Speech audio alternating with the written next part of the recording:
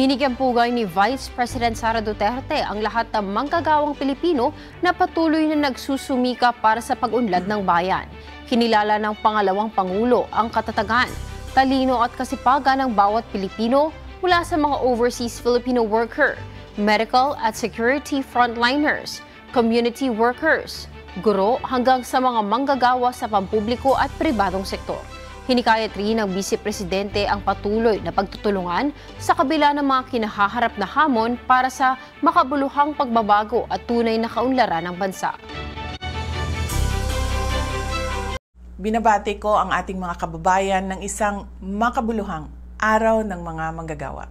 Anumang hamon ang ating kinakaharap sa kasalukuyan, naway manatili tayong matatag, matyaga at mapagpursige sa ating nagkakaisang hangarin para sa tunay na kaunlaran at makabuluhang pagbabago sa ating bansa.